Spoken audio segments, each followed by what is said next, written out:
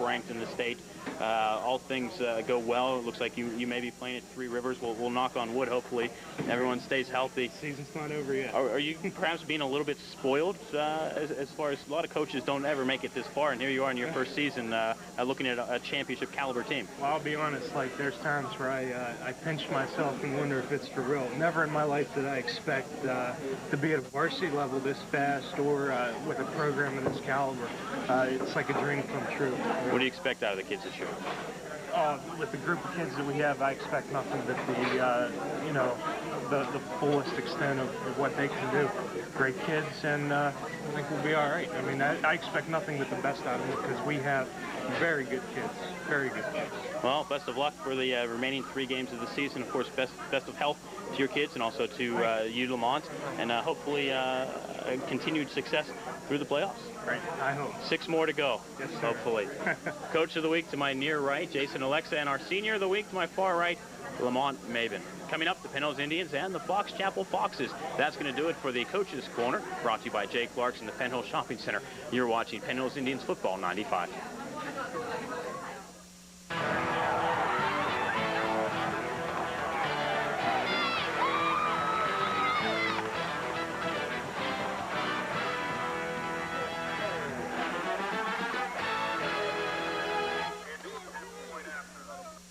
It's homecoming 1995 at Andrew J. U. Haas Stadium, and I think the motto for tonight is 1995's homecoming is Noah and his Ark, as the undefeated Penn Hills Indians take on the Fox Chapel Foxes.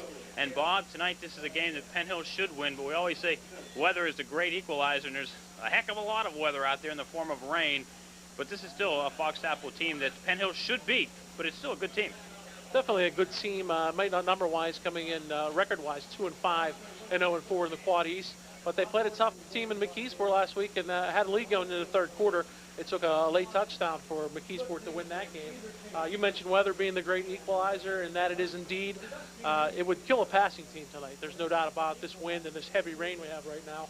But we know Penn Hills likes to run the football, and maybe the field conditions will even up a little bit. But Penn Hills can keep their focus, and we certainly hope they can. Their talent is enough to overcome this bad weather.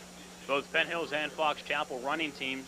We know Penn Hills, what they can do and who their big guns are. Big gun for Fox Chapel is Chad Killey, and expect him to get the ball tonight.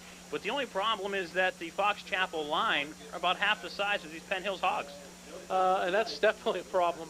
Killian is a stud at 6 foot, 200 pounds, and the 2 touchdowns last week against McKeesport, a 61-yard run that gave them the lead. But their line is averaging just about 200 pounds. Their 2 biggest linemen are at 240 each, and we know that is just doesn't bode well for Fox Chapel. When you have guys like Damon Gibson, Mike White, Jared Smith, and Teddy Fitzpatrick, Corey Connors going up against that type of size offensively and defensively, they have a definite advantage, and especially White and Gibson. You're going to look for running backs to stay in and help block, and keeping the tight end in, and maybe even bringing a flanker in to try to help block those guys. That's got to upset Fox Chapel's normal scheme. The Indians are 7-0, 4-0 in the Quad East, as they're trying to not only make the playoffs, but also capture the Quad East Conference. They're ranked #1 in the Whitfield, #1 in the state. And Bob, they've gone through actually 7 very difficult opponents, and in fact, the first 4 weeks of the conference schedule have been all excellent opponents. But tonight, you're going up a Fox Chapel team that is 0-4 in the conference. How can the Indians stay focused against an obviously inferior opponent? Well, it's the key. The coaching staff, that was their job, obviously, during the week, to pound that into the players' heads, not to look past. Obviously, you're excited because you're #1. You're #1 in the Quad East, in the Whitfield Quad A, and in the state. But you don't want to look past that.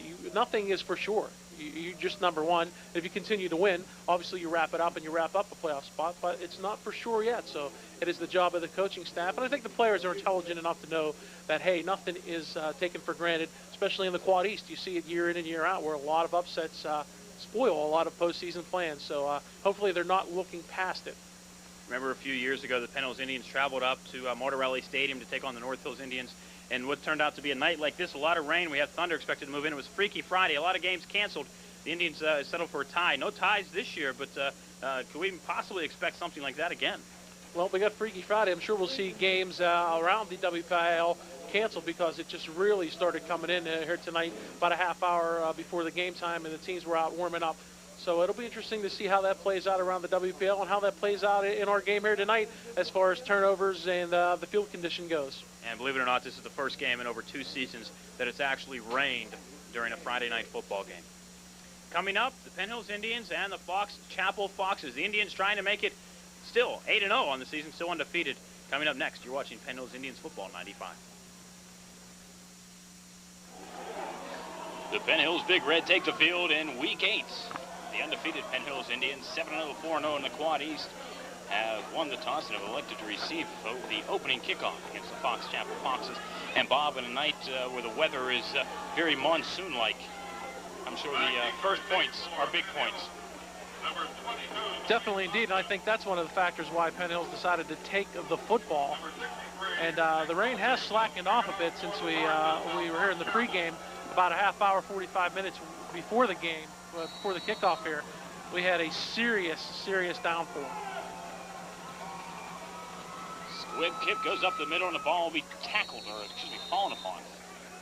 Slipping in the mud was Damian Germany. The Indians will take over on their first possession at their own 17-yard line. Kicking off for the Fox Chapel Foxes was Nick Nofi, the senior. So now the Indians, with the vaunted running attack, take the field.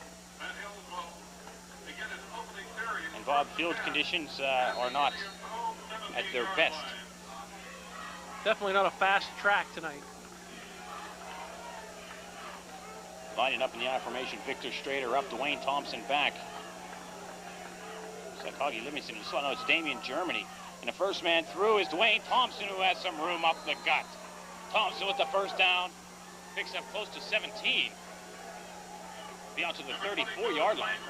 They'll pick up exactly 17, and initial play, a big run, and Penn Hills using the kind of misdirection. They have Thompson and Strader, and Germany comes in the slot, and it's up to Gilmer to choose his option. Took Thompson up the middle, and he went from the 17 to the 34. Certainly don't expect to see the ball in the air that many times tonight, especially with the wet surface. Turnovers may be a big part of the game, and again, it's Thompson over the right side. Spins, falls forward, it's brought down about the 40-yard line. And on the tackle, Nate Monroe, 180-pound senior. And Penn Hills with a definite line size advantage, just blowing the Foxes off the ball in the first couple of plays. And that'll be a big factor. They're going to wear and tear down on the smaller Fox Chapel defensive unit. As we said, their two biggest guys are 240.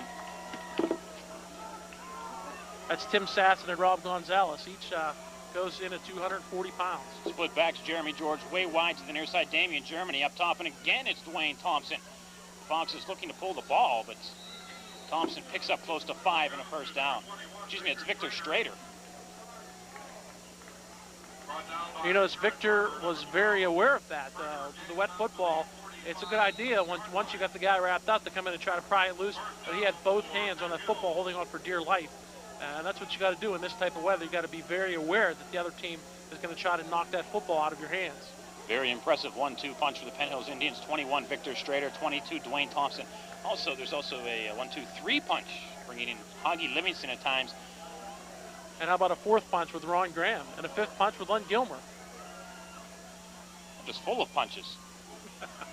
And it's Strader for 3, close to 4. More punches than Mike Tyson. Also a healthy Nick Brown. Get him into the line. And of course, it was with Dwayne Thompson had a bit of a knee injury in week 2 against North Hills that they've the Penn Hills coaching staff came up with the idea of putting Ron Graham in the backfield. He's been very effective. Of course, don't forget who else we saw in the backfield last week, as Ronnie Graham is the up back now. That's right. Devon Gibson. Blocking is Graham. Carrying is Thompson. Thompson will get 4, maybe 5, be a yard short of the first down. It'll be 3rd and less than a yard. Approaching 9:20 to go first quarter. On a very wet Friday evening in Penn Hills. Homecoming. Homecoming 95. To the 46-yard line of the Foxes. A gain of 5. It'll be 3rd and 1 for Penn Hills. Again, Graham up, Thompson deep.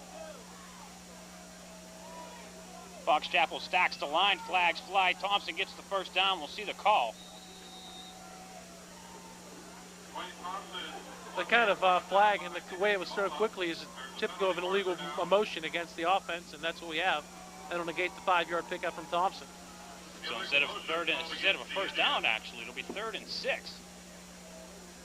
Just under 9 minutes to go, the opening possession of the football game. 5-yard penalty from the line of scrimmage will take it back. That means we are obviously scoreless. Penn Hills 49. So instead of 3rd and short, 3rd and 1, we go 3rd and 6. Penn Hills just inside of midfield on their own side of the field at the 49. This could be a huge lift for the Fox Chapel Foxes if they're able to stop the Indians' opening drive. This time it's straight or deep. Again, Graham. And we get the misdirection handoff to Damian Germany. Flags fly in the backfield. Germany will be short of the first down. They'll pick up a yard. We'll see what the flag is. But if it's against the Indians, the Foxes will decline and the Indians will punt. My guess is a hold or an illegal block, and it is a hold against the Indians. And where the flag was dropped, it's 3 yards from where the line of scrimmage was in that place. So if they would take it, it would be technically a 13-yard penalty. It wasn't a 2-yard gain, and Fox Chapel from the sidelines have said that they will decline it. So Germany will get the 2-yard carry, and Penn Hills will have to punt. Certainly, it would have been 3rd and 20 if they accepted it, but why do that? Remember, you can make it 4th down. Damian Germany's first carry of the year, Bill, and that is a position we saw him run, or we saw run last year with Sean Bonner a lot from that wing-back position. So now Zakia will punt from his own 36-yard line. Jeremy George on the snap. The ball comes in. Zakia with a low line drive kick taken at the 25-yard line. And being knocked out of bounds is Rob Carter. Excuse me. It's Dan Kabbalah, who had a nice game against the Indians last year receiving. Don't forget last year when the Penn Hills went into Fox Chapel, a heavy favorite as well. The Fox Chapels put up a heck of a battle. The Indians scoring on a couple of special teams turnovers. And although the Foxes are winless in the conference, 2-5 overall, they've been in every game they've played. First man through is Killian, who picks up a first down. He's thrown to the ground by Charis Britt. We talked about the big horse, Chad Killian. And just like that, the Foxes get a first down. So first play from scrimmage for Penn Hills goes 17 yards, and Killian picks up 17 yards on their first play. And Killian is the stud, the horse for Fox Chapel. Penn Hills will definitely have to key on him, although Dan Kabbalah we saw last year, he had a good game against the Indians. Again, it's Killian, and he's met at the line of scrimmage by Ronnie Graham, followed up by Hoggy Livingston. We'll give the tackle to Graham, but not after Killian picks up a hard-earned yard. Killian bigger than some of his linemen. Yeah, Chad Killian is the younger brother of P.J. Killian, former Fox Chapel Fox, who went on to further his career at Penn State University. It's now 2nd and 9 for the Foxes. Split wide to the near side. Matt Kabbalah. This time it's Ivar Johnston who gets, we'll call it a half a yard, perhaps even no gain. So now 3rd and long for the Foxes. Coming into the defensive secondary is Devon Morrell.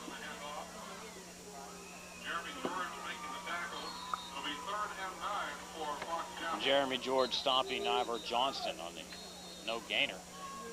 Ronnie Graham having some equipment problems. Officials look at it. Says, let's play 2. As the rain continues to fall at Andrew Uhas Stadium. 5:45 to go in the scoreless first quarter. Penn Hills Fox Chapel. Quarterback keeper for a first down. That's Aaron Barber. Barber, just a junior, picks up close to 10, but it's a first down. That looked like a quarterback keeper all the way, Bob. I think it definitely need a quarterback draw, and Barber with a nice plunge at the end of that gets 9 yards. That's what he needed for the first down. And he went back, and I do believe quarterback draw all the way in a first down. And the second for Fox Chapel, and they are in the Penn Hills territory. So I was going to say, look out now. The Foxes are moving the football, and they're in Penn Hills territory. Again, it's Johnson. Looks like the handoff was a bit muffed. Excuse me, it's Ron Valenti. Jeremy George introducing himself to Aaron Barber in the backfield. Called a loss of 1.5 yards for Valenti. Mike White on the tackle.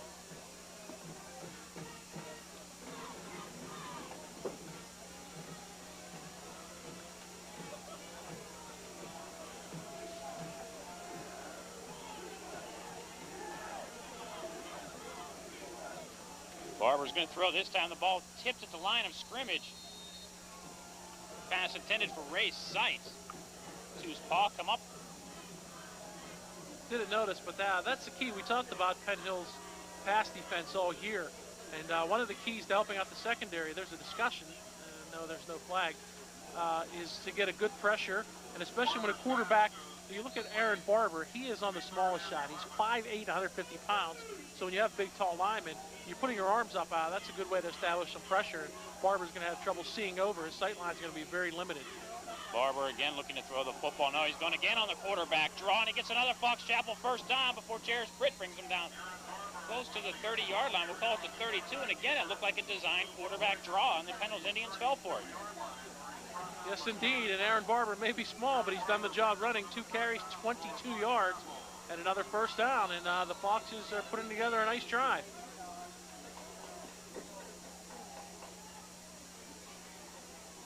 The Indians ranked #1 in the state, and that has to help get the adrenaline flowing for the Foxes. Anything they would remember this season would be a victory over Penn Hills.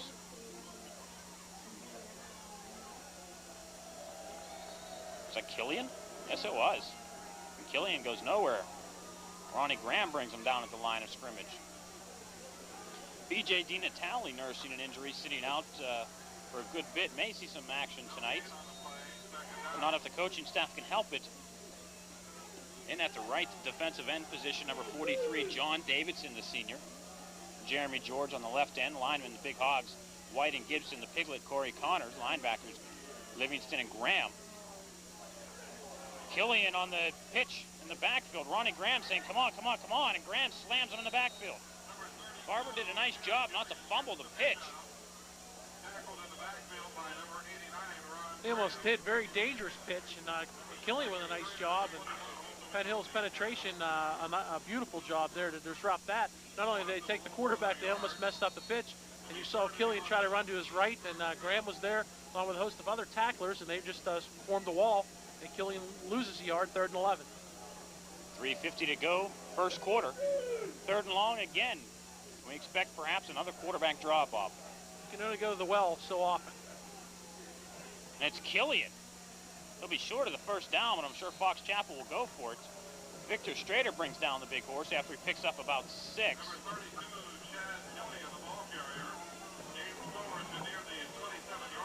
It'll be 4th and 5. Fox Chapel will indeed go for it. Too close to punt, too long for a field goal. Even if you have a heck of a field goal kicker, the field conditions will not cooperate.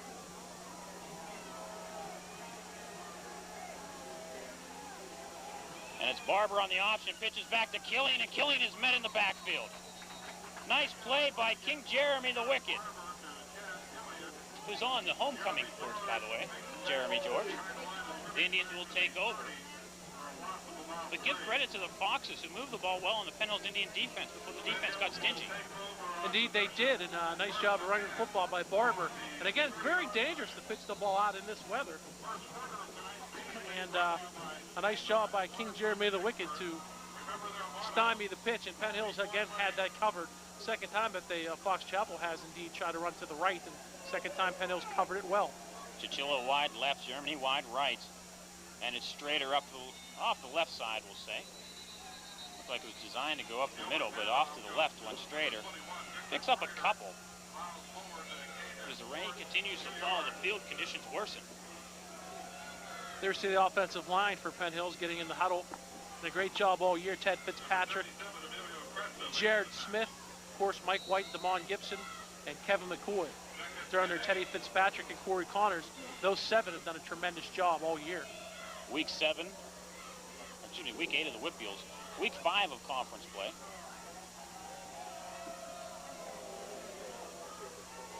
Second man through is Thompson. No fooling Fox Chapel there. He'll fall forward for maybe a yard.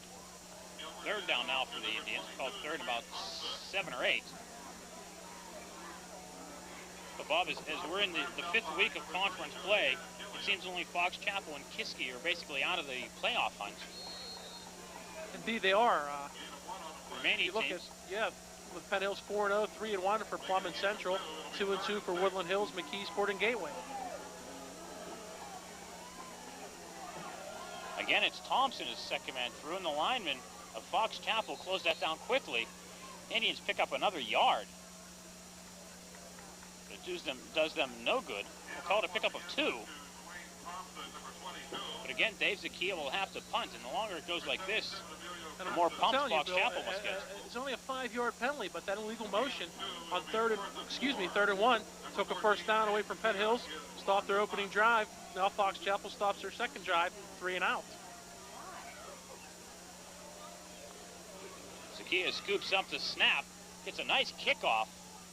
Ball hits it to 40 and dies at the 37.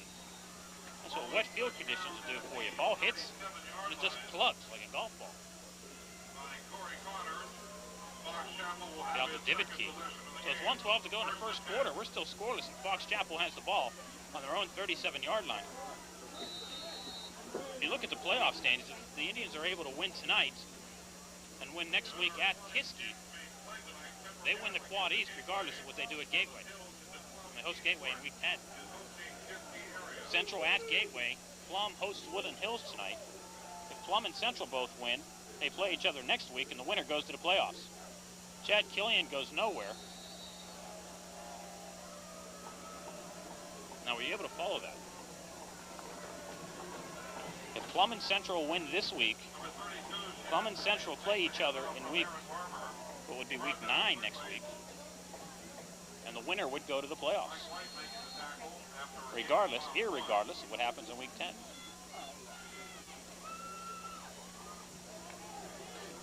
Of course, a lot of ifs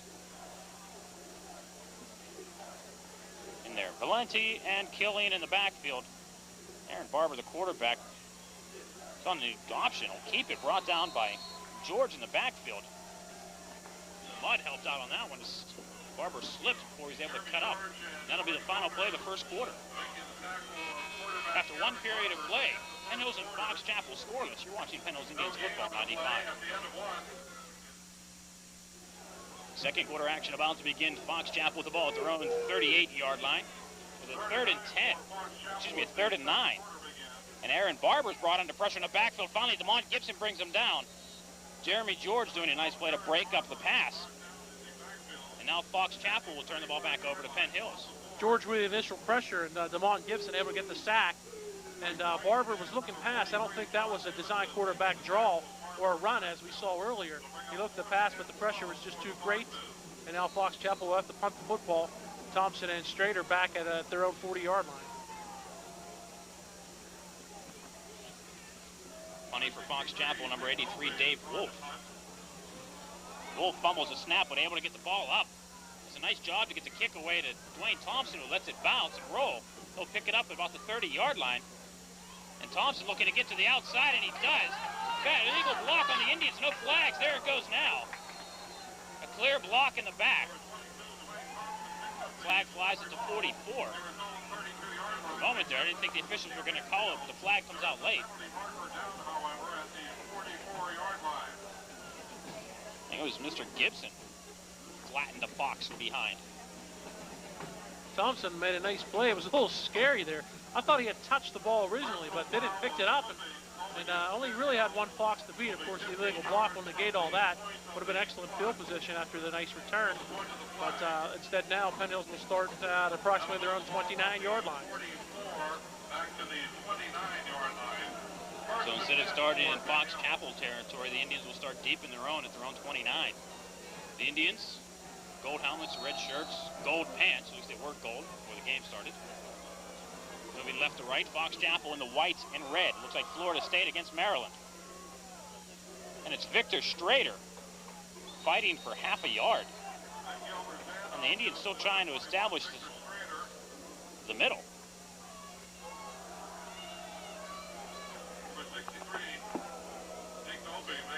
Do you think we'll see the Indians throw the ball? Well, rain is, it's more now of a steady drizzle. It was coming in sheets earlier, but I think you almost have to throw the ball unless you're just dominating a team from the opening snap, just to keep the team honest. 3, 4, 5 times, maybe 2 times. Foxes have 8 men at the line of scrimmage. Gilmer pitches to Thompson, who slips at the 33 and falls down. That's what will be marked at the 33. Thompson looked like he had some room to move. There go the field conditions again. Now, again, the Indians with 3rd and long. And you saw Gilmer have a ton of trouble with that snap. Almost dropped it as he got it out of the center from Jared Smith. And that's dangerous. And on a pitch out, any kind of handling the ball in the backfield, especially a passing play, you're going to see that ball is like a piece of ice out there, the way it is going to get slippery in this rain. 3rd and 6 for the Indians. Gilmore Strader in the second man through, bounces over a tackler, fights for the first down. Nice running by Strader. He'll pick up 7, but more importantly, he'll pick up the first down, and the Indians' drive stays alive. That's their first down since their opening drive where they had 2 on the first 4 plays from scrimmage. Again, the illegal motion penalty killed them, literally. Homecoming 95, a sparse crowd at best at Andrew Haas Stadium. And toward rain conditions, a lot of umbrellas. Pitch to Thompson on the near side. Thompson crosses the 40, 2 hands on the ball as he's sucked under by Fox Chapel. I'll pick up a few, maybe 3.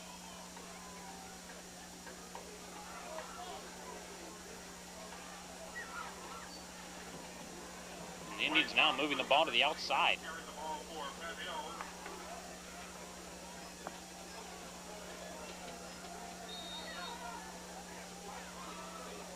Tackle made by number 61, Ken Marcillock.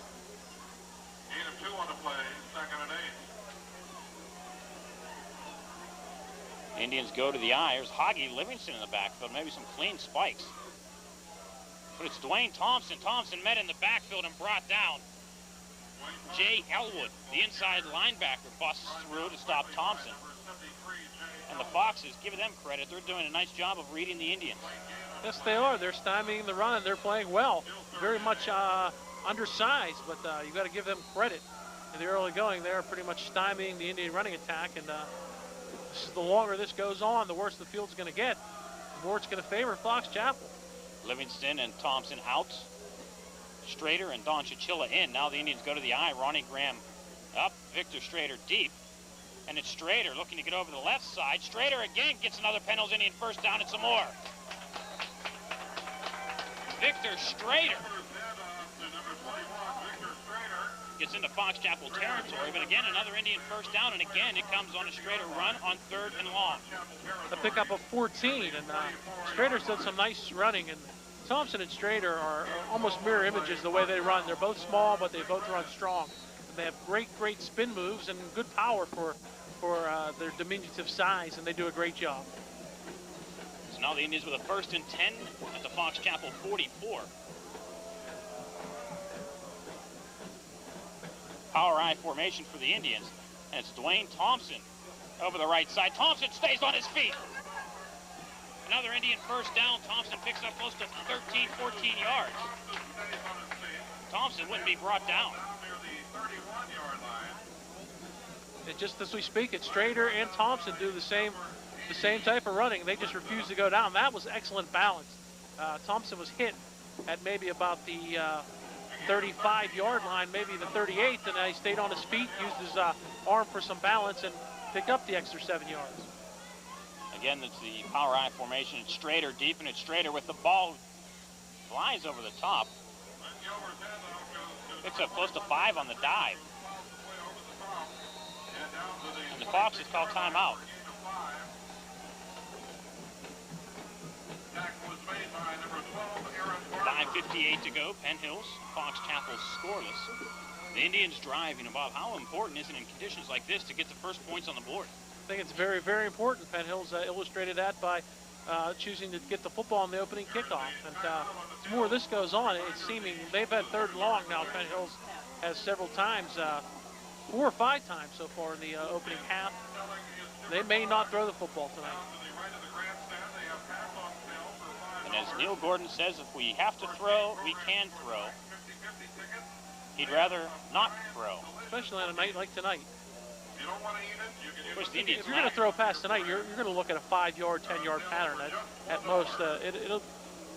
Trying to throw deep will be dangerous, but unexpected, so maybe you will see it deep. But I doubt either team will look very, very deep if they should decide to pass. So far, Fox Chapel 0 of 1 passing, and Penn Hills yet to attempt one. Of course, if you look at Fox Chapel, they have nothing to lose tonight. They Absolutely. literally can pull out all the stops. Fox Chapel looks like they jump early. We'll see if the call goes against Penn Hills.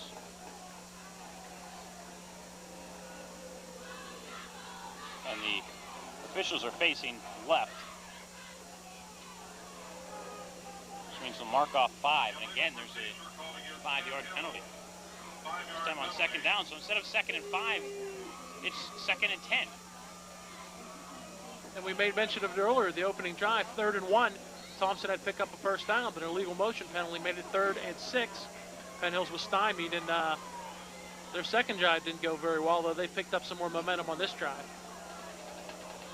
Again, it's Strader in the power eye, and again he bounces over the line, but this time picks up about 3. So now 3rd and long again for the Indians. And how many 3rd and longs have we seen here? This will be number 5, I believe. It looks like this time Strader won't be picking it up as he comes out. Thompson comes in. Jeremy George, Donnie Chichilla, and Ronnie Graham, 3 receivers in. See if Graham stays in the power eye, and he does. But Graham's going to go deep. So who will get the ball this time? Pitch to the fresh Thompson. Thompson needing some blocks, doesn't get them. Nice job bringing him down in the backfield is Ivor Johnson. Now, like Fox Chapel, I'm sure the Indians will go for it on 4th down. 4th and looks like about 11. That'll be 4th and 10. So we'll see if the Indians again keep it on the ground, if they put the ball in the air. Zakia came into the game, but indeed, I think it may be a smart move to go for it. If you look at the field conditions where they are, they're going to take time out. No, another 2 timeouts for Fox Chapel. They have 1 left. Penn Hills feigned punt, if you will. And that may be a confused Fox Chapel, and they take their 2nd timeout. Perhaps feigned field goal. Who knows? Close to a 50-yarder. However, if you're the Indians at this point, why not put the ball in the air, throw the ball deep, even inside the 10? Because if Fox Chapel intercepts, you pin them deep, it's almost like a punt. But if you're able to come up with it, you have a 1st down, perhaps even a touchdown. Either way, unless Fox Chapel would intercept and run it back, should the pass go incomplete, you're going to look at possession at your own, or Fox Chapel at their own 32. So that's not bad field position for them, but not that bad for Penn Hills to give up the football right there. So I think at 4th and 10, I think it's a good call to go for it right from this vantage point on the field.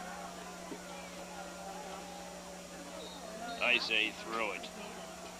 We're allowed to speculate. I say quarterback draw with Lenny Gilmer. Oh, that's a good call, but they're in a power eye formation with everyone tight. And Gilmer is going to throw the football. Looking for Ronnie Graham over the middle, and he overthrows him. No, touchdown, Penn Hills! Holy cow! Ronnie Graham pulls in the 32-yard touchdown pass from Lenny Gilmer, and the Indians are on the board 6-0. And Bob, that ball looked like it was overthrown. I think the wind knocked that down into Graham's hands. Pinch me, 2nd consecutive game, a Penn Hills Indian touchdown pass.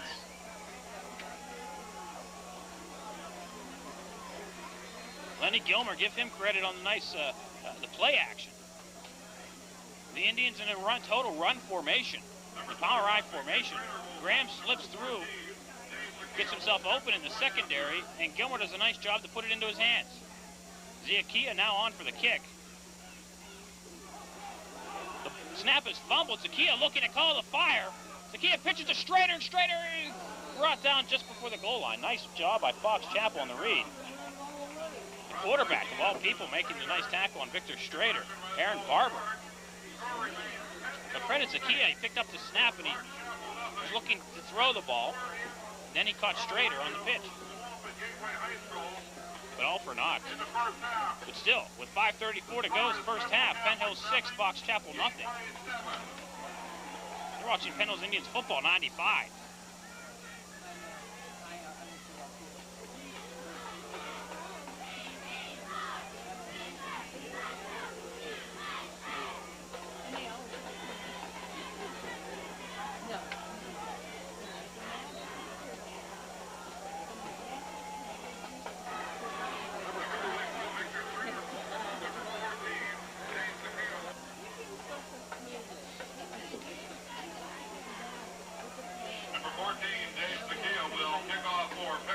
The Indians about to kick off to the Fox Chapel Foxes.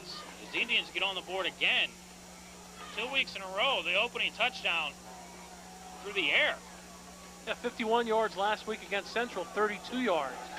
This time to Ronnie Graham, and that ties his longest reception of the year. Zakia with a long kick in and out of the hands. And out of the end zone. That's the first time we've had a touchback. We just mentioned that last week, but we haven't seen a kick go into the end zone. And Dave Zakia absolutely boomed it. And he's coming back next year. He continues to improve. He can almost write his own ticket. And just think, he's kicking the ball that has some extra moisture on it. Although they keep it drier on the sidelines, but he runs up and the field conditions muddy, but he crushed that on the line in our first touchback. So Penn Hills, after the score, gets Fox Chapel to start their own 20. Valenti and Killian split.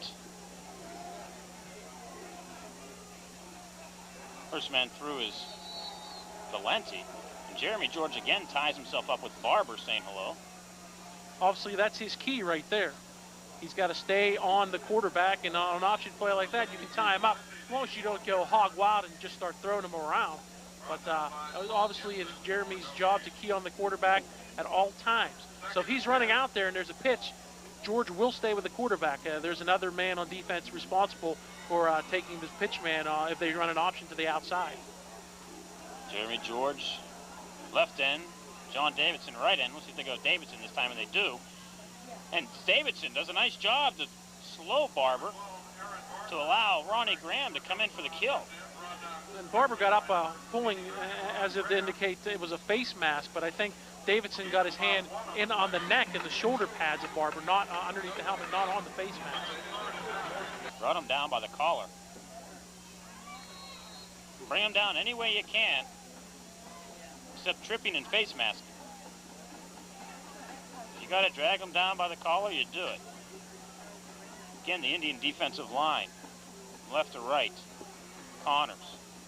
George, White, Gibson, Connors, and Davidson. Livingston and Graham, linebacker. Snap, fumble, the ball in the turf, and Fox Chapel does a nice job to fall on it again. Barber fell back on it. Defensive secondary for the Indians, Damian Germany, Victor Strader, Dwayne Thompson, and Charles Britt. Davidson comes out, Chilla in as the Indians go to the punt return mode. They should get excellent field position. They have 10 men hovering near line of scrimmage. Dwayne Thompson, the only one deep, and he's in Fox Chapel territory, about the 44. Ronnie Graham looking for a seam at the line of scrimmage, and here he comes. Ronnie Graham gets through and almost blocks the punt. They run into the kicker. They block it. Called it. The official saying he hit the ball. They deflected. That's why there is no roughing the punter. You saw Graham at the line of scrimmage just reading, looking for a spot to bust in, and he did. So the defense does a nice job to once again set up the offense. They're at the almost exact same spot where they threw the touchdown pass. They will be at the 32. Why not call the same play? Because it's 1st and 10. Yeah, heck, they did it on 4th and 10. They go in the power I formation. Graham in Livingston in front of Thompson. Chichilla and George on the ends.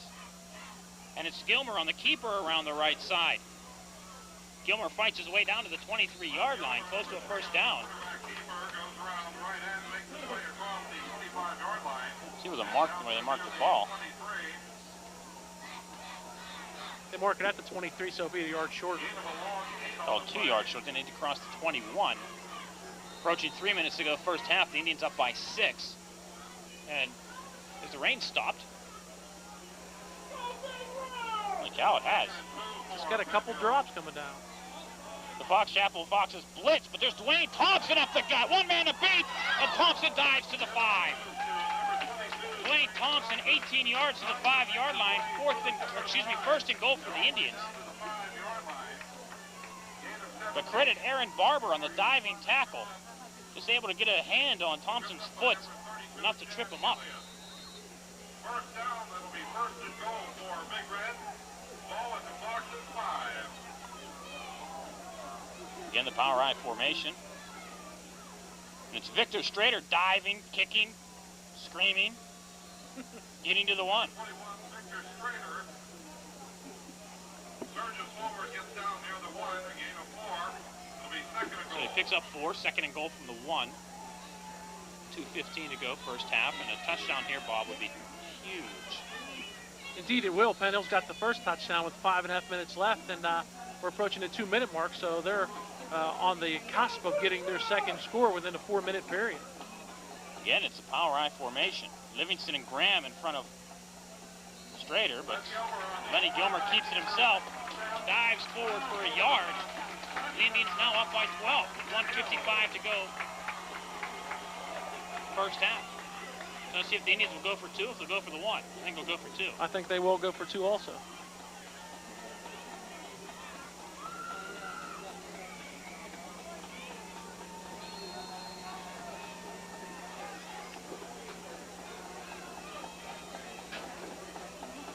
So again, it's the power I formation. Livingston and Strader in front of Thompson. And it's Strader, 2 points. Strader gets in for the conversion, his second in 2 weeks. Now Penn Hill's 14, Fox Chapel nothing, 1:55 to go first half. And it's sort of ironic, the rain begins to fall again on Fox Chapel. Don't forget the restrooms and refreshment stands. I think usually when the ball goes up in the air, you say it's going to bring rain, but Penn Hill's throws so frequently that it stopped the rain temporarily. How about that? Okay, maybe not. Nonetheless, a touchdown and a 2-point conversion, so Penn Hills gets 14 points in a matter of 4 minutes, just a little over 4.5 minutes. And that's a big turnaround, and you got to credit the special teams for partially deflecting the punt by Fox Chapel's Dave Wolf. That gave him excellent field position, took him 4 plays to punch it in from the Fox Chapel 32. So they throw the ball and it stops the rain. See what I'm saying? When they throw the ball high in the air, they say, "You're bringing rain." Well, this time Penn Hill's surprising surprising Mother Nature, and they stop the rain. That's sort of the answer to the musical question of CCR. Full stop the rain. It would be, you're right, it would be Penn Hill's offense.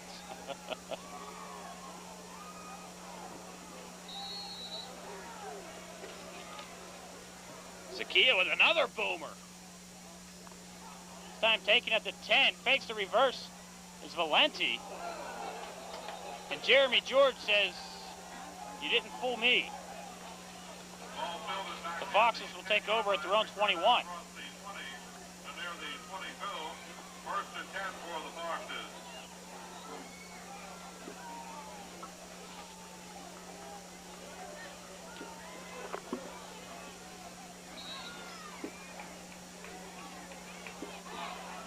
Foxes take over as clock continues to roll, approaching 1:40 to go first half. Bill Navari along with Bob Orkwis, best color man in football. Fox Chapel split. Barber's going to throw. No, he's going to run. No, he's going to fumble. And falling on it is John Davidson. And Gibson is saying to Davidson, "Why did you dive on it? I was going to pick it up and go." And Gibson could have. So now the Indians with 1:26 to go have the opportunity to go in the end zone again. And we said they scored with 5.5 left, so now a chance to add more points. 14 points in 4.5 minutes, and after the fumble recovered by John Davidson, Penn Hills with all their full complement of timeouts.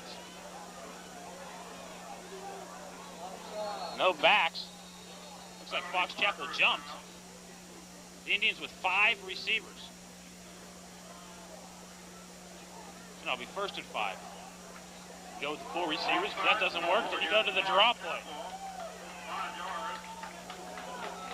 So that stops the clock with 1:14. The Indians now have 1st and 5 from their own, from the Fox Chapel 16.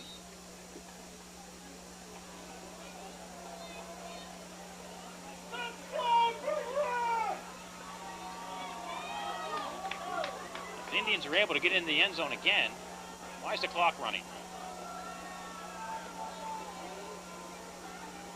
Power high this time, and it's going to be Lenny Gilmer rolling left.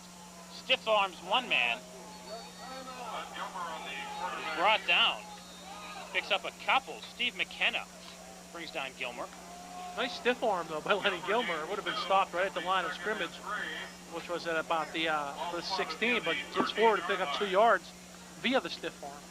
The question is, why did the clock start rolling after the penalty? It's true. The officials would set up the clock to wind it, but it's a dead ball foul. That would stop the clock. So the clock says 48 seconds. Should be more. Penn Hills punches it in. It will matter neither here nor there. The 2nd and 3. Indians with 2 timeouts left. Looks like we're beginning to get a late crowd.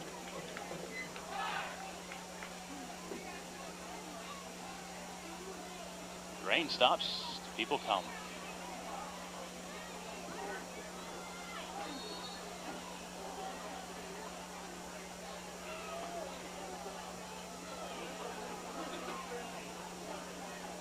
So the Indians again to the power I formation. And it's Thompson over the left side. Thompson close to a 1st down. Gilmer calls timeout. 41 seconds to go 1st half. They'll measure it.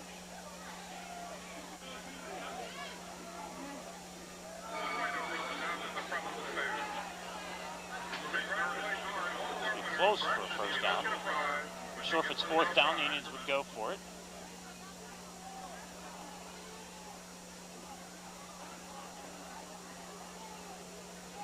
Oh, they do get the 1st down.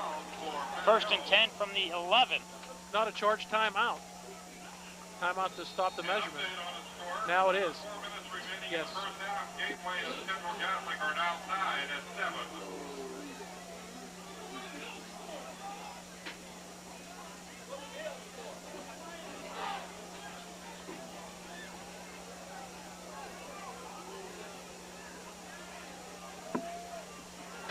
So, Bob, 41 seconds to go. 1 timeout left. You're on the 11. You're Coach Gordon. They're going to run off tackle and possibly maybe spike it to save that timeout, or maybe depending on where you get. If you get close to the goal line, you may take that timeout and then spike it afterwards. It's interesting. I think, well, easiest case scenario is you get 11 yards and we don't have to worry about it. That would be good. But I think you're looking for an off tackle, maybe Thompson or Strader. Maybe again Gilmer taking the hand off and rolling around the end. Penn Hills now are at the left hash mark. It's where the ball's going to be. So the wide side of the field will be the near side of the field to the right on the Penn Hills offense.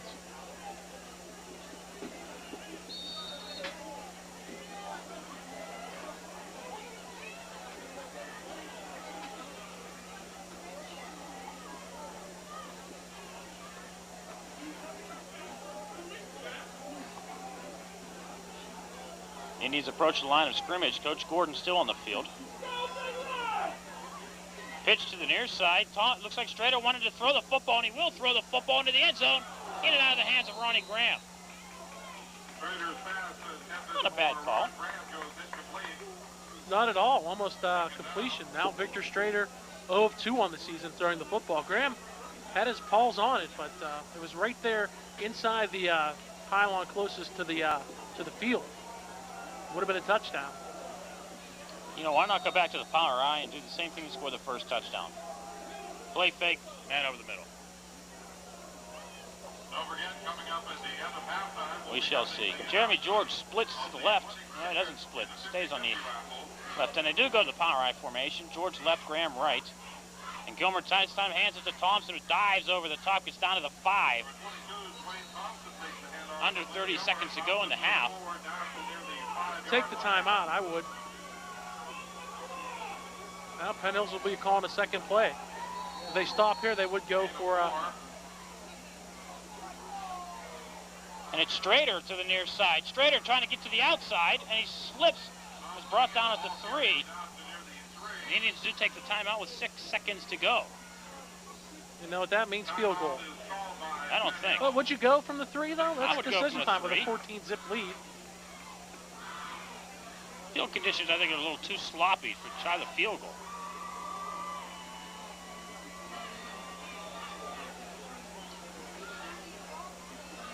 On the near side of the field, sure we'll probably see Graham in the backfield.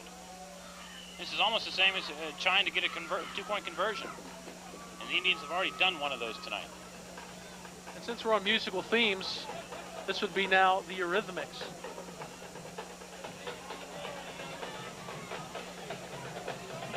Here comes the rain again. Oh, Bob. Yeah, but you failed. Yes, I did, miserably. I was stumped. And we have no I'm thinking, okay, what's no indication of Dave Zakia coming in. None at all. They're going to go for it. And that's why I mentioned the rain, because maybe that'll have a decision on the field goal. Either way, you're basically looking at a 14, barring any catastrophe, a 14-0 lead going into the half. You can't pick up a first down, which would stop the clock, but with 6 seconds, I don't think that matters. Let's see, they tried on 1st and 10 from the 11, they tried a halfback pass. Maybe they'll have some more trickery. Well, if they dive over the side quickly and at least get the first down, that would stop the clock to move the sticks. But I don't know if there's enough time. I don't think they can line up and spike it. React quick enough. Yeah, that's true. Knowing the reaction time of an official. Learned that in physics class. Flags fly. Did we see movement on the line?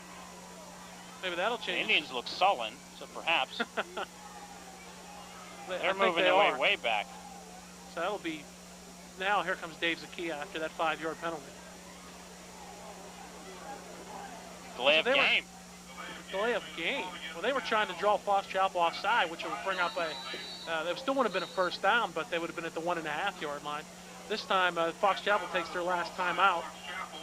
They move the ball back to about the 8s. We're set up at maybe a 25, 26-yard field goal for Dave Zakia. Or an 8-yard field goal fake. I think we'll see Zakia try to pop it through.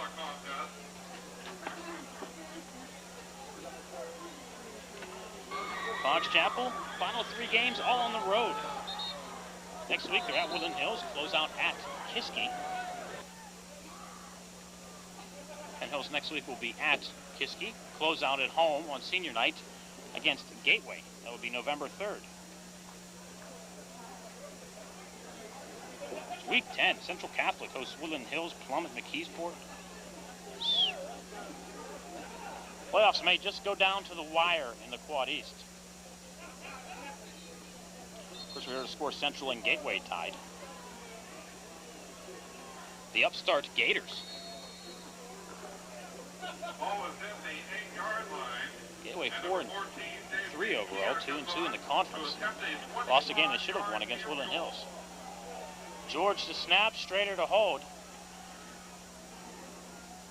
Snap, the hold, Zakia will kick, and the punt's blocked. Ball's trying to be picked up by Victor Strader, but no good. So it looks like there's a scrum, and Fox Chapel does pick it up. And Jeremy George tries to strip the ball back. And it looks like a rugby match is broken out.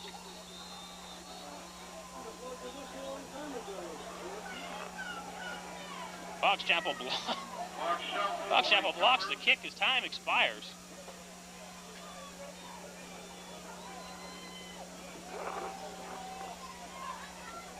And And the Indians take a 14-0 lead into the locker room.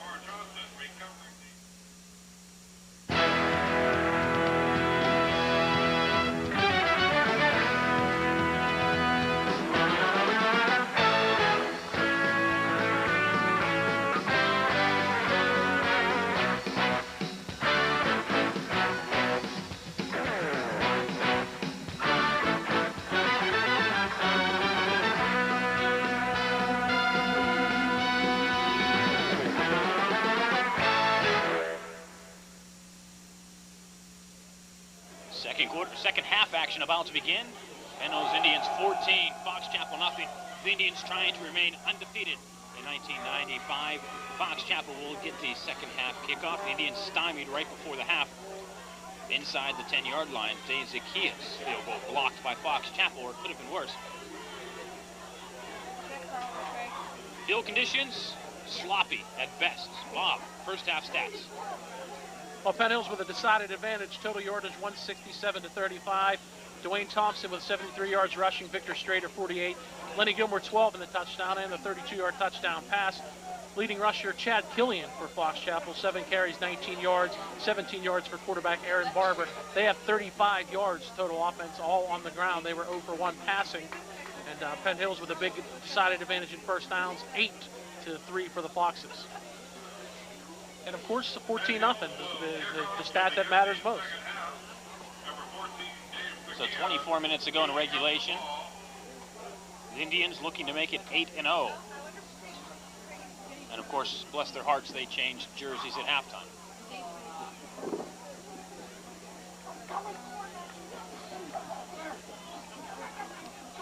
Not a whistle. So the officials waiting to give Dave Zacchaeus the nod to get things rolling. Foxes, white jerseys, red pants, white helmets. They'll be moving left to right. The Indians, red and gold all the way. Zacchaeus' kick is short, bounces at the 25, picked up at the 18. And being brought down at the 31-yard line is Dan Kabala. So Fox Chapel was able to move the ball early in the first half. No points on the board. But with about 6 minutes to go in the first half, it's been all Penn Hills.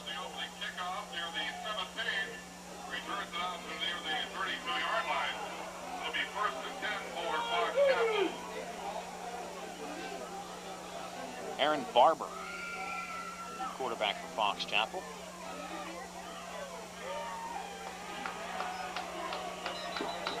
First man through is number 23, Ron Valenti. Comes up with a wad of mud in the face mask. And again, you see Jeremy George in the face of Aaron Barber. Like you said, Bob, that must be his man as the quarterback. Definitely his key, and he probably practiced that all week. And when you run an option, that's what you got to do. You have to take discipline because your initial reaction is to try to go after the football and the ball carrier, but that's your read to stay with the quarterback, and George is doing it well. Again, it's Valenti. Davidson misses one tackle in the backfield. It's Jeremy George driving Valenti to the turf on a 2-yard loss. Nice speed by Jeremy George coming from the left end, tackling Valenti from behind. Now 3rd and long for Fox Chapel. And where's that spot? No way that ball was tackled there. He was tackled 2 yards behind that. The spot is no gain. Go figure the officials, Bob. Not that I'm complaining, but it happens more times than not, and it was obvious that Valenti was tackled back at the original line of scrimmage, the 32. And again, Barber looking at the quarterback keeper. But staying at home and reading it well was John Davidson. And Barber brought down after a pickup of 2, and just like that, Fox Chapel will punt. Nick Nofi. Oh, Nofi. 10 minutes to go, 3rd quarter. The Indians up by 14. Strader and Thompson down deep to field. The Po-Fi punt. Again, there's Graham looking for a spot. I think the Indians will pull off and return, and they do. Po-Fi's kick is high and short. That'll be Thompson. Thompson wheeling, dealing, getting through. brought down in Fox Chapel territory. It's a 46. Nice bit of bobbing and weaving by Dwayne Thompson getting through the Fox Chapel special teams. The Indians take over great field position at the 46 of Fox Chapel with 9.5 minutes to go third quarter. And Big Red up by 14.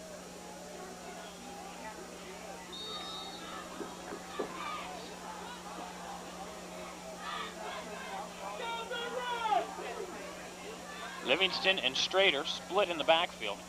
Chichilla, Graham on the ends, Damian Germany wide, and it's Strader who fights for two.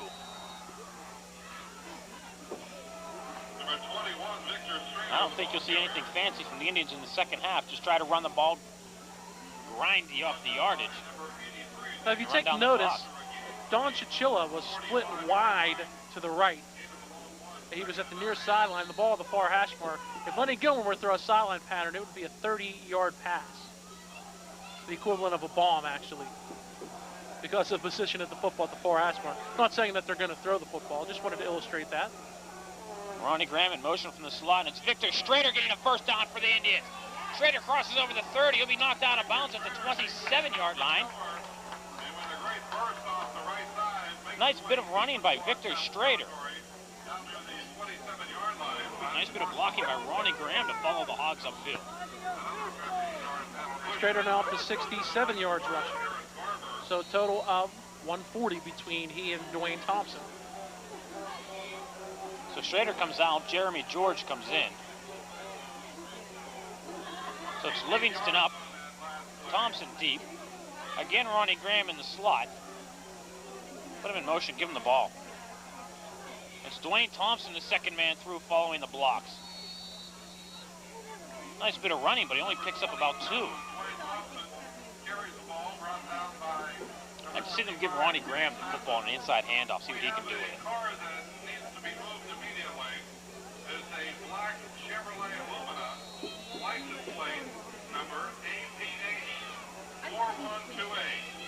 No, I didn't say E-I-E-I-O. It's A-P-H-4128. Second and 8 for the Indians. Again in the eye. Again, it's Graham in motion. And this time again, it's Strader who bounces his way close to a first down. Mike White trying to push him forward. And the Indians line does it. They push him forward for a first down, at least close to it. If that's a first down. That's the line giving them that one. The Foxes had Strader stopped. But White, Kevin McCoy, and Ron Graham got behind and started pushing, and it is good enough for a first down. I'll tell you what, you cannot assist the player, but you can move the pile, and that's what they did. Strader kept his leg drive going, and they didn't initially just grab Strader and assist him on his own, but the line pushed the pile, and that's legal. Indians with a first and 10, it's a 17. Again, it's Graham in motion, and Lenny Gilmer with the keeper up the middle. Gilmer crosses the 10. He'll be marked at the 9. Ought to pick up of about 8 yards. Called 7.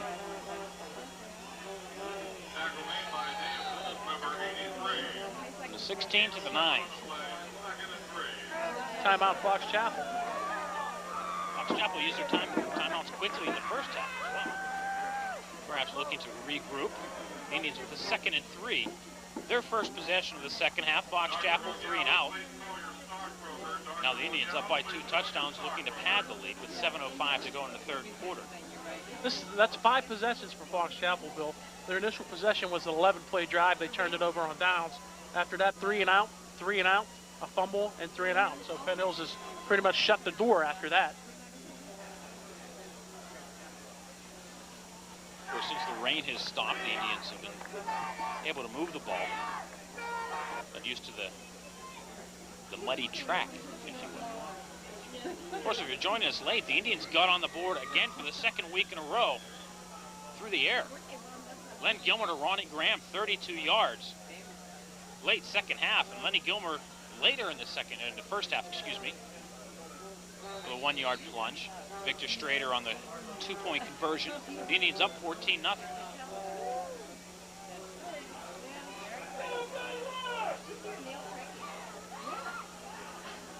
Foul eye for the Indians. And it's the little man over the right side, cutting back to the inside. He'll get down to the 4. First and goal now for the Indians from the 4-yard line. Picks up about 5, does Dwayne Thompson.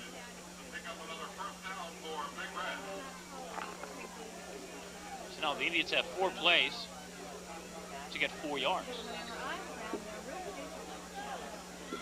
And the clock continues to work. And even those remedial mathematicians watching at home can figure that out. They need a yard per play. Of course, they're going to try to get it here on one play. Look for Thompson or Strader. And it's Thompson. Gets to the 1.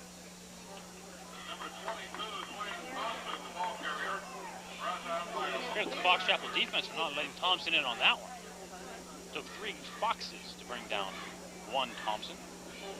We'll see if TDDT is able to pick it up again for his 13th touchdown. Will not as he comes off.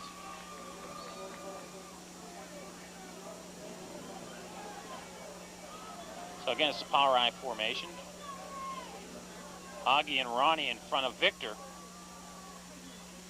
And it's Victor, who's hit by Donnie Chichilla in the backfield while blocking. And Victor will lose a yard.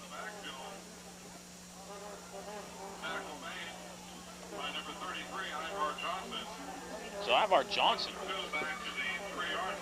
pushes Chichilla into Strader. Strader loses a yard. Strader comes out, and I think the 14-zip lead, should they not make it here from the 2, I think you're in 4-down territory. Look for Thompson, maybe off tackle or sweeping. Of course, first man through is Vic. There will be Garrett Livingston. But no, it is TDDT who picks up number 13. Dwayne Thompson picks up the 2 yards and the Indian touchdown. It's now Penn Hills 20, Fox Chapel 0. 5:25 to go, 3rd quarter.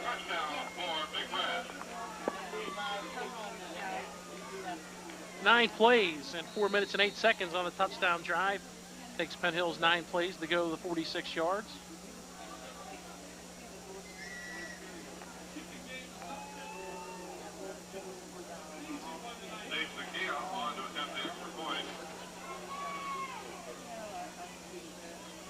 Jeremy George snapped to Strader. Ball down. Zakia's kick is up. And he booms it through. 21-0 Penn Hills.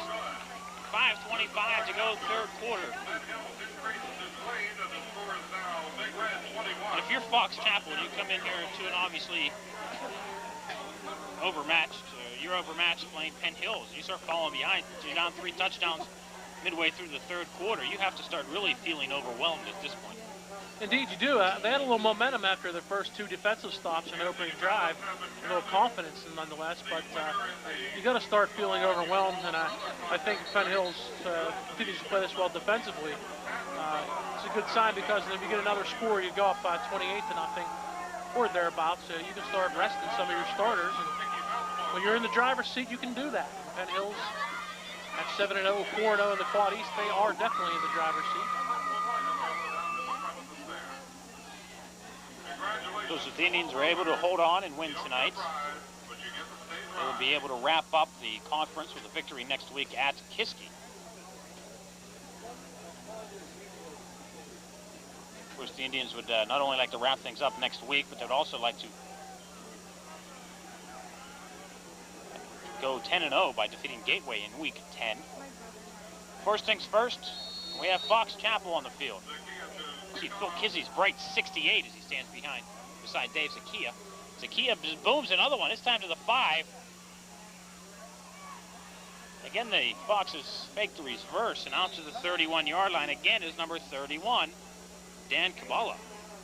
And that's where they started from the opening drive. They're on 31, I believe, Bob. Right in thereabouts, and the second time they faked the reverse. But you said it, Dave Zakia. Bad field conditions and a wet ball, and he is booming the football. He crushed that extra point. I'm sure he left a little Wilson burger embedded on the chest of the man who blocked his field goal. And he had that kickoff earlier in the game. He boomed it, and he boomed this one to the 6-yard line. I mentioned last week when we saw a punt go into the end zone. It's the first touchback on a kick we saw. We mentioned we hadn't seen any kickoffs going into the end zone. We saw Dave Zakia boom one through tonight. Everybody moves but the ball. So you ask yourself, who had the wrong snap count? Yeah, you can't hide that one. If you go in and the coaches say, uh-oh, who made the mistake? Everyone else was moving except one man. You know, it was his responsibility. So you mark off 5 against Fox Chapel. And the Foxes going in the wrong direction to start things off. Which is pretty much what they have been doing since their opening drive.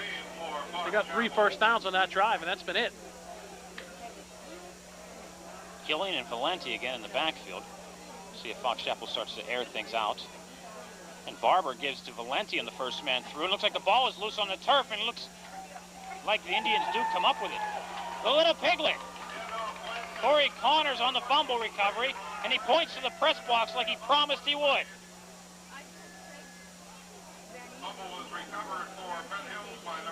A man of his word is Corey Connors.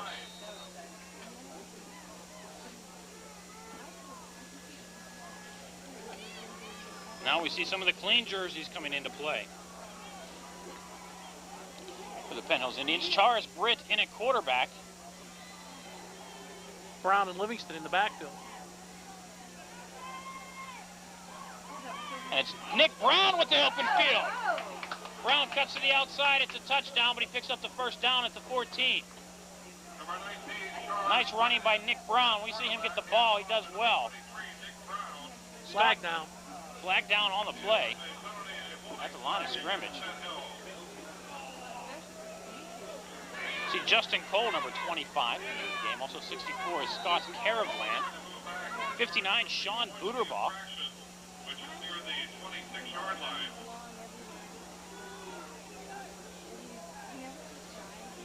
What else do we see in there? Move back to the 36. Randy Parker, number 51. Teddy Fitzpatrick still in. He's number 50.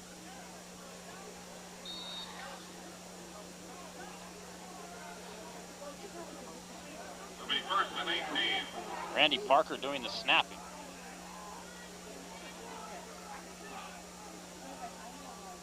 And it's Justin Cole on the inside handoff, and Cole is brought down in the backfield. Didn't fool anyone there, did Penn Hills. But Nick Brown, he's very impressive. Seems like anytime he gets his hands on the football, picks up big yardage. Nick Brown to the tune of, let me see, 8 carries, 52 yards. That's a 6.5 yard per carry average. He has a touchdown and 12 yards his longest run. The run that was negated on the hold would have been his longest run of the season. So under 3.5 to go, third quarter. Definitely a wise move by the coaches, too, to get the starters out of there. You don't want muscle pulls to happen with bad footing. The Indians go to 5 receivers. We'll see what Charis Britt can do, putting the ball in the air. Motion. Movement on the line of scrimmage. Charis Britt on the keeper on the right side, slides forward, picks up 4. And Cherish needs to be careful at football. You carry it when the pursuit's coming from the inside, you want to switch it out to your right hand.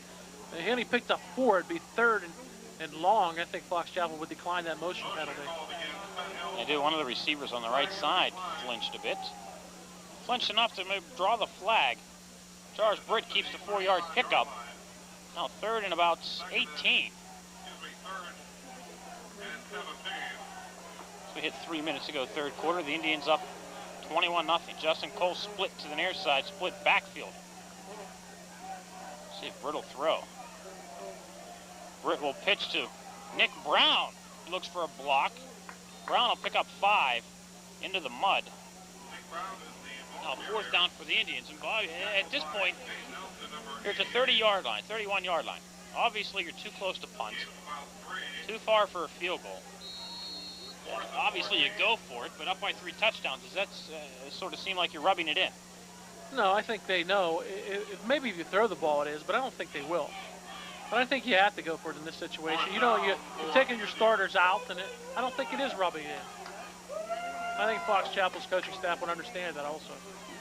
Pitch to Brown on the near side. Brown crosses the 20-yard line down to the 17. Falls about a yard short of the first down. It's going to be close.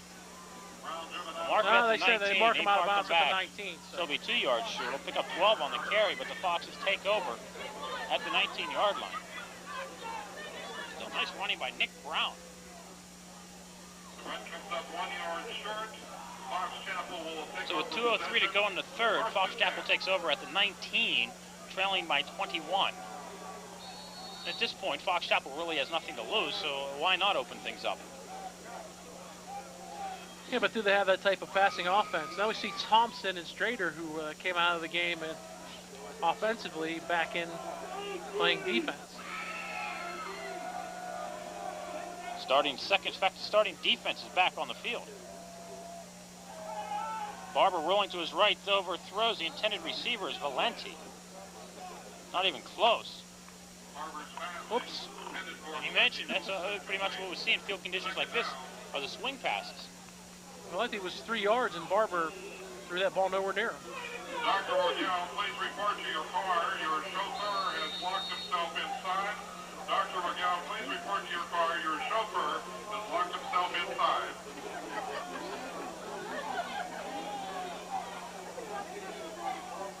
He was playing nose tackle for the Indians. Rashad Reed. As Killian spins through the line, but he's met abruptly by Ronnie Graham and Hoggy Livingston. Now 3rd and about 8. And Killian looks a little sore. Number 32, Chad Killian, the ball carrier. Gain is out to the Easy to spot Rashad Reed amongst those lineman numbers. You can just peek in there and see a 32 at nose guard. Right there in the middle of your screen. Filling in for Damon Gibson, Rashad Reed. Otherwise, the remaining starting defense in. I'm sure we tick down here at the end of the final seconds of the third quarter. I'm sure you may see the last of the first string defense. This may be their last action tonight. Barber drops back, the ball thrown over the middle. Is it caught? Flags fly. I'm going to say Hoggy Livingston was all over the intended receiver, Nate Nelson.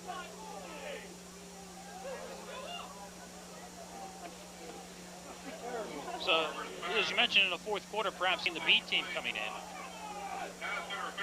We have 45 seconds to go here in the third. I'm sure the Indians would like to preserve the shutout, but you want to preserve your health. That as well, but the coaching staff also has enough confidence in the B team.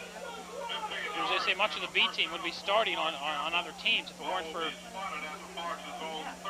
much of the talent on the Penn Hills A defense, the likes of Damon Gibson. And that's another dead ball personal foul on the Penn Hills bench.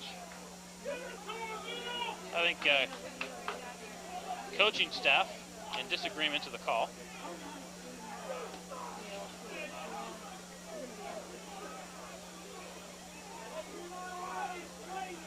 Neil giving it the wherewithal to the officiating, and I think he has a good beat.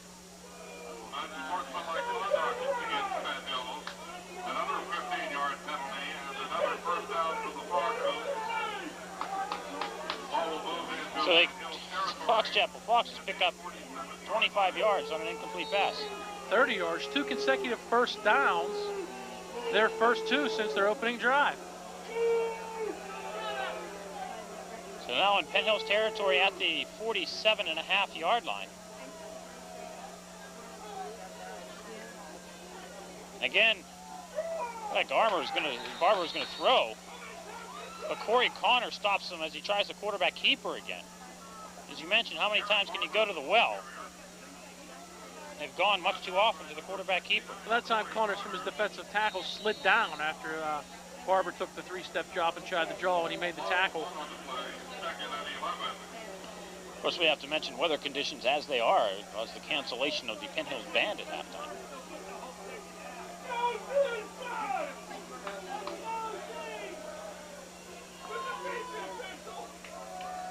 It's Killian met by John Davidson in the backfield, allowing the rest of the Indians to swarm in. As the third quarter comes to a close, it'll be 3rd and 11 for Fox Chapel as we start the fourth quarter. After 3, Penn Hills 21, Fox Chapel nothing. You're watching Penn Hills Indians football 95. Fourth quarter about to get underway with the Penn Hills Indians up by 21. Fox Chapel with the ball moving right to left. Sparse crowd on hand tonight at U-Haul Stadium. Penn Hills Mayor Bill DeSantis comes in to say hello to us at the booth. Barber rolling to his right, looking to throw, and the ball is picked off by Ronnie Graham. Graham gets the ball back for the Indians at the 44-yard line. As the fourth quarter started, we still saw the A defense in. We see the B offensive unit coming in.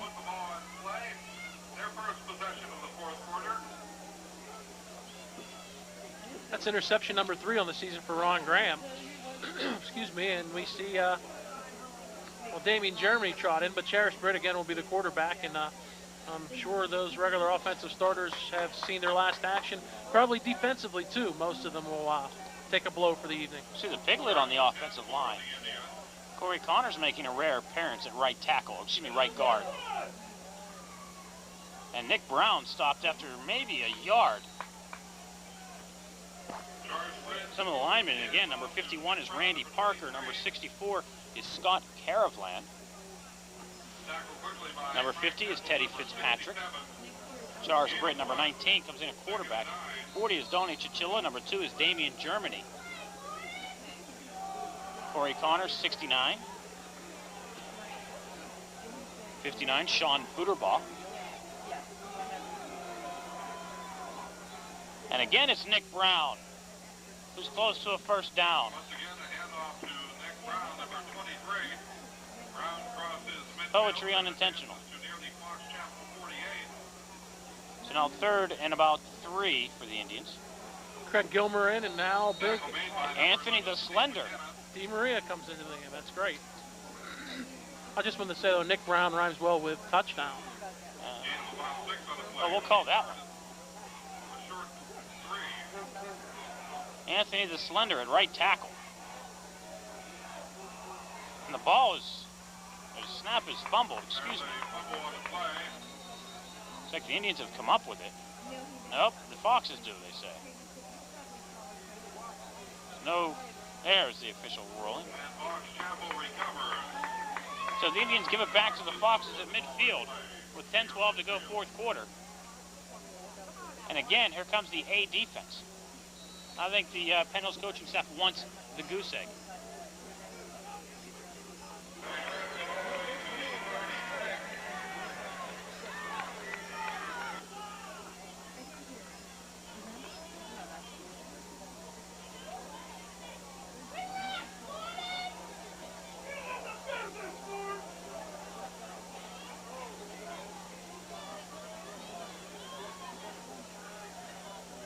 Barber on the keeper.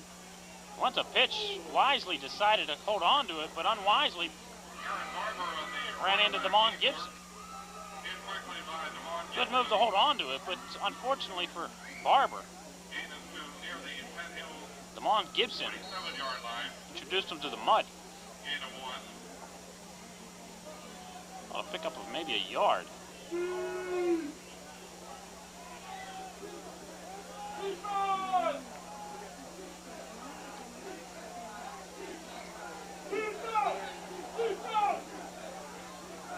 Damon Gibson moved to the right tackle position.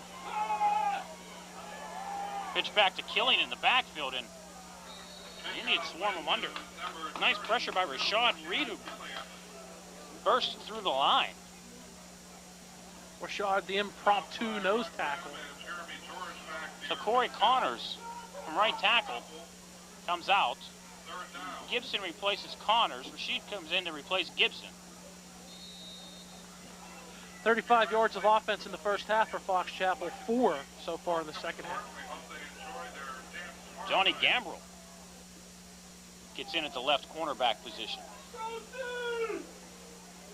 Easy to spot him with the bright, shiny uniform. Clean socks. That's correct. Barber's looking to throw Gambrell's way. The pass looks like it's, we'll see officials. The officials will say it was a catch. Nice job by Dave Wolf to pull it in for a Fox Chapel first down, and I think it's the first one they've gotten in the second half, not by penalty.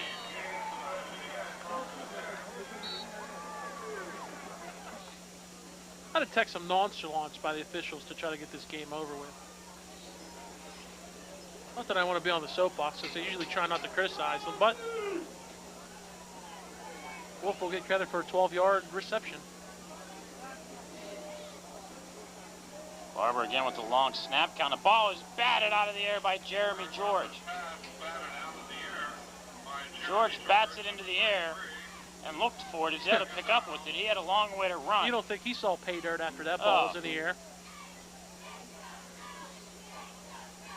King Jeremy on the homecoming court.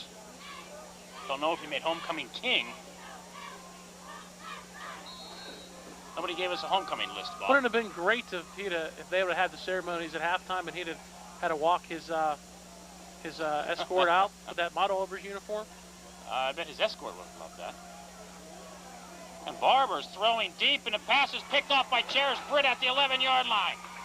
Britt cutting to the near side of the field, crosses the 20, the 25, back to the middle. And Charis Britt brings the ball all the way out to the 35-yard line.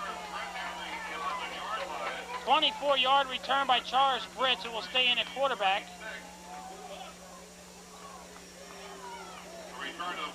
And it looks like Victor Strader and Dwayne Thompson are done in the backfield tonight. And their yardage would be 86 for Thompson and a touchdown. 74 for Victor Strader. So it appears the streak of 100-yard games will come to a close tonight. More importantly, the Indians trying to hold on for the win. Hoggy Livingston, the first man through. And Hoggy Livingston was still on his feet as he busts out of the pack, but the officials do blow the whistle. We won't disagree with that call. Hoggy's first carry of the evening. And he picks up 3. But all I can say is, as they slop through the mud, it looks like fun. You know, there's very few times in your youth where you can get muddy and dirty as you want and not be chastised by your parents. Remember the Team Wixie Bowls? We got chastised by our parents, though. The ball on the turf, and Fox Chapel comes up with it. Charis Britt mishandles the handoff. I don't know if it was intended for Nick Brown. Ball falls onto the turf, and Fox Chapel comes up with it. That was a good, muddy at Renzi Park.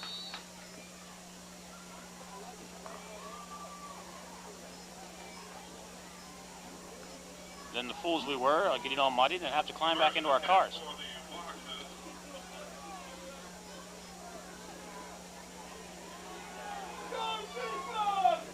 So the Indians now bring in the B team on defense. Vaughn Morrell, that's the T-Rex. The right end position. We'll hit the rest of them after the play. We can still read the jerseys. Hoggy Livingston still in at linebacker. Makes the tackle. Out there, number 50, Teddy Fitzpatrick. Sean Butterbaugh out there as well, number 59. We have 2 Foxes hurt on the same play. Justin Cole playing center field for the Indians. Chill also in the backfield. Brad Zarchik is in the game. Really the only man. Rashad Reed moves from nose tackle. Does he drop back into the secondary? We had Livingston. John Gambrell still in at defensive back. Yeah, Livingston is in there. Livingston Hoggy's still in. And Damian Germany are really the only 2 from the starting D that stayed in the game. Nick Brown has moved on to the defensive side.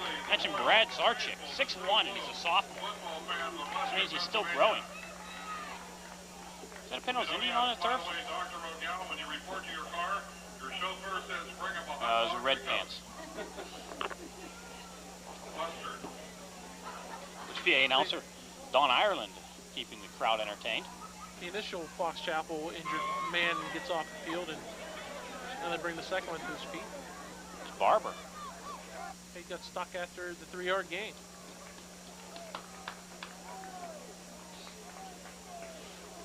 So he'll have to sit out a play. So Steve McKenna will come in at quarterback. In a game of Giants, it's tough being 5'8", 150 pounds. So now Rashad Reed stays at nose tackle, flanked by, looks like Teddy Fitzpatrick, and I believe that's Sean Butterbaugh. Is Sean Butterbaugh. McKenna comes in on his one snap, and the ball lays on the turf. And Johnny on the spot, Mr. Penn Hill Indian. See who comes up with the football. It's Nick Brown, I think. Nick Brown and his band of fumble recoveries. Fumble recovery for Penn Hills by number 23, Nick Brown. So new face in now is Eric Hadd, the sophomore running back. Justin Cole split wide to the near side. Brown and Haddon in the backfield. Pitch to Brown on the near side. Haddon is the blocker. And Nick Brown still on his feet, crosses midfield into Fox Chapel territory at the 48. Nick Brown with what I believe is his longest run of the season. Drives forward to the 50 and into Fox Chapel territory at the I'll pick up about 16. to the 48, a gain of 14, and first down. You called 16, they said 14, I said 15. It's a law of averages. Take your pick. You're Nick Brown, he's agreeing with me. High formation now for the Indians. Cole in the slot, Haddon and Brown deep. First man is Haddon with his first carry of the year. Picks up 4. Excuse me, his 4th carry, but he still picks up 4. Now coming in the game is Brian Coleman. That's 4 for 4 now. Haddon gets his average up to 1 yard with that run.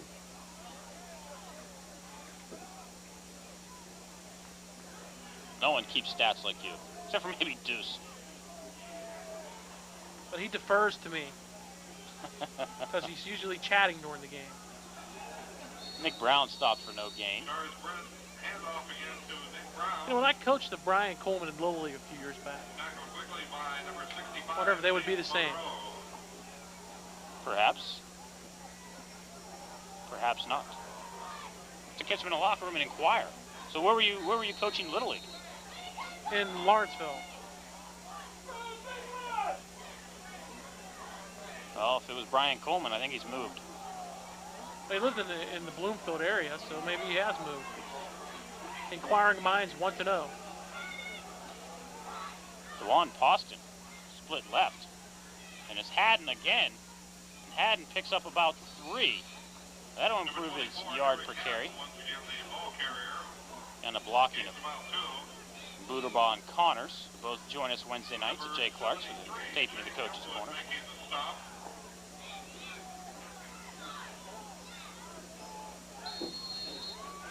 The clock continues to roll. We're under 3 minutes, approaching 2:55 to go. Penn Hills with the football, up by 21 in Fox Chapel territory with a 4th and 4. Haddon and Brown split. And officials decide to clean the ball. Why not clean the ball with 2 minutes to go in the 4th quarter?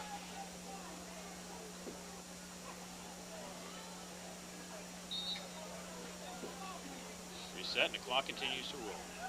Approaching 2:40 to go. I'm sure the B team would love to pick up the first down and stay on the field.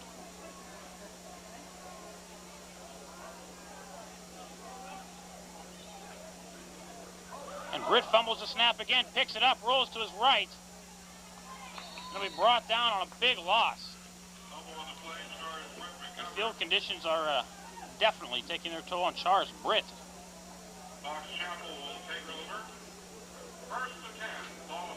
So Fox Chapel takes over near midfield. Killing 21-0. I'm sure at this point they would just like to get points on the board.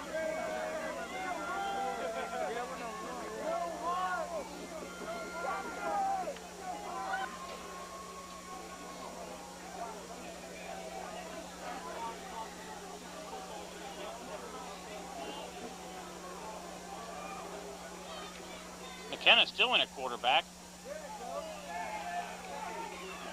Getting down close to the 30-yard line on a big gainer, Sean Barber, the little brother of Aaron Barber.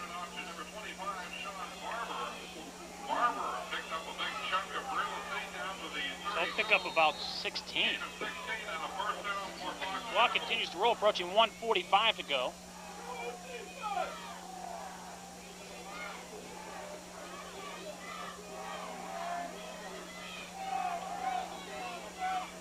McKenna on the keeper decided to hold on to it, and it was a good move. his face was Devon Poston. Excuse me, T-Rex, Devon Morrell. Lost in the backfield at 3 yards. Second and 13. Now 2nd and 13 for Fox Chapel, approaching a minute to go. So the Indians look like we'll move to 8-0, 5-0 in the conference with a chance to wrap things up next week. First man through again on a big gainer is Sean Barber. Down to the 21, good enough for a first down. 50 seconds to go, 4th quarter. Once again, number 25, Sean Barber, the ball carrier. Barber gains Fox Chapel with 2 times out left. 13 down to the 22. See if McKenna throws, or again they go to the ground. Again it's Barber. Gets down inside the 15. Takes the handoff and advances across the 15 and down near the Fox Chapel does indeed call a timeout. 36 seconds left.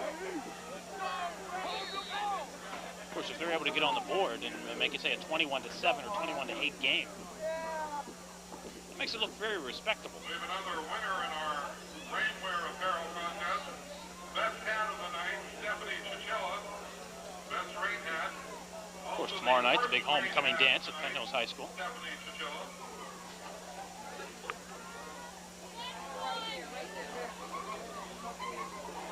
We weren't invited, Bob. Oh, well, we were just probably revert to the olden days and become wallflowers once again.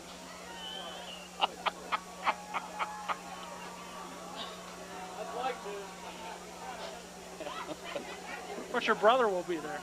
Yes, he will. He's taking Jeremy George's sister.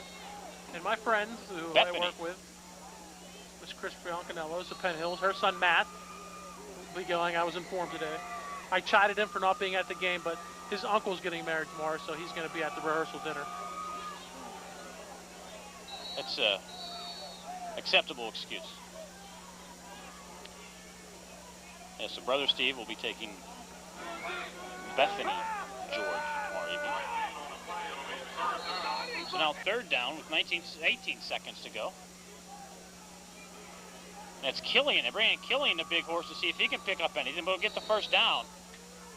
And Fox Chapel calls timeout as they hit the 10-yard line with 10 seconds to go. So obviously Fox Chapel wants to put points on the board if they're bringing Killian back in. They got 10 seconds to go 10 yards. So there's enough time for 2 plays.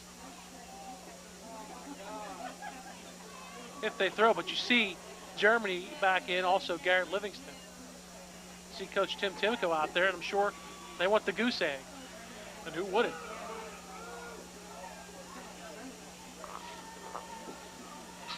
The Indians' defense on the year giving up 67 points for 9.6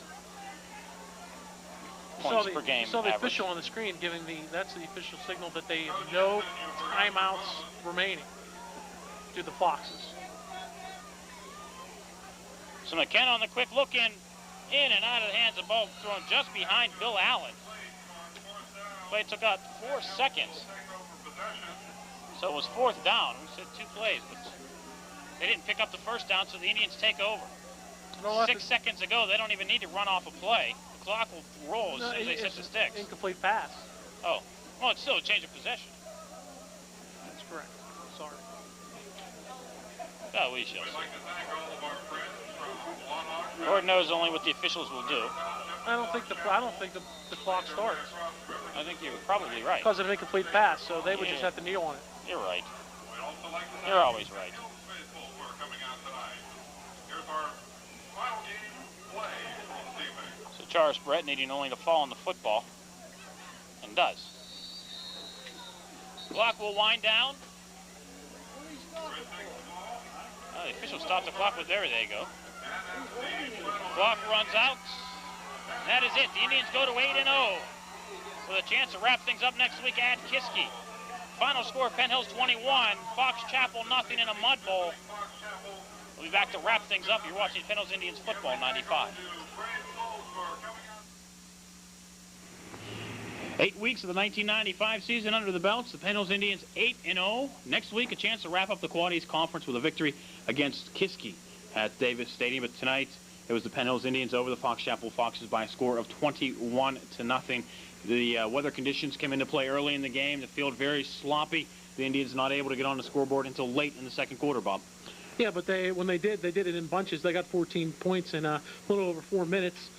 And the final score really not indicative of the game. Penn Hills with over 200 yards offense. They hold Fox Chapel to under 100 yards.